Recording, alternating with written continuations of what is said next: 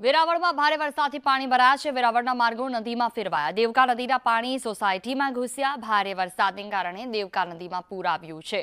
ગીર સોમનાથના વેરાવળમાં ધોધમાર વરસાદ છે। વેરાવળની ભાગોળેથી પસાર થતી દેવકા નદીમાં પૂર આવ્યું છે। નદીના પાણી વેરાવળની રહેણાંક સોસાયટીમાં ઘૂસ્યા છે। શહેરના માર્ગો નદીમાં ફેરવાયા।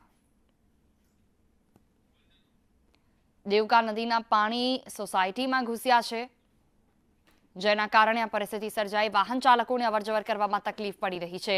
તો બીજી તરફ લોકો જરૂરિયાતની વસ્તુ લેવા માટે પણ બહાર નથી નીકળી શકતા, નહીં તો તેમને આ ભરપૂર પાણીમાંથી પસાર થઈને નીકળવું પડી રહ્યું છે। વેરાવળના માર્ગો નદીમાં ફેરવાયા છે। દેવકા નદીના પાણી અલગ અલગ સોસાયટીઓમાં ઘૂસતા આ પ્રકારની પરિસ્થિતિ સર્જાઈ છે। વેરાવળમાં ઠેર ઠેર પાણી ભરાતા લોકોને હાલાકી સર્જાઈ છે।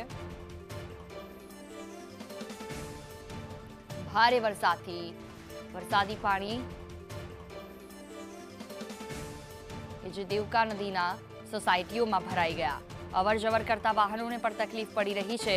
તો બીજી તરફ વરસાદ સતત ચાલુ છે, પાણીનું સ્તર વધે તેવી પણ શક્યતા છે। દેવકા નદી બંને કાંઠે વહેતી થઈ અને ઘોડાપુર આવતા આ સ્થિતિ સર્જાઈ છે। સ્થાનિકોને એલર્ટ રહેવા માટે પણ સૂચના આપવામાં આવી છે। નીચાણવાળા વિસ્તારોમાં પાણી ભરાઈ ગયા છે, તો બીજી તરફ સોસાયટીઓમાં પણ પાણી ઘૂસ્યા છે। ઘણી એવી જગ્યાઓ કે જ્યાં લોકોને ઘરમાંથી પાણી બહાર કાઢવાની પણ ફરજ પડી છે। જૂનાગઢ, વલસાડ, દ્વારકા, પોરબંદર આ તમામ જગ્યાઓ કે જ્યાં સતત વરસાદને કારણે નદીઓ બે કાંઠે વહેતી થઈ, ડેમમાં નવા નીરની આવક થઈ।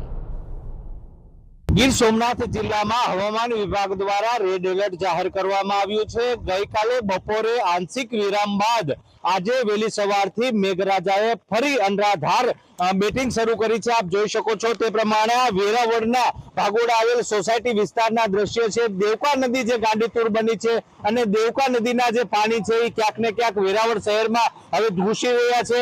આ વેરાવળ શહેરની જે સોસાયટી વિસ્તાર છે એના દ્રશ્યો છે, આપ જોઈ શકો છો તે પ્રમાણે જે પાણીનો પ્રવાહ અવિરત શહેરમાં ઘૂસી રહ્યો છે। જે દેવકા નદી વેરાવળ શહેરની ભાગોળેથી પસાર થઈ છે તે દેવકા નદીમાં ભારે પૂર આવી રહ્યા છે અને આ જ પૂરના પાણી હવે ધીમે ધીમે વેરાવળ શહેરમાં ઘૂસી રહ્યા છે। એટલે આગામી સમયમાં વરસાદ વધે તો વેરાવળ શહેરમાં મુસીબત પણ વધી શકે છે। રાકેશ આહિર, સંદેશ ન્યૂઝ, ગીર સોમનાથ।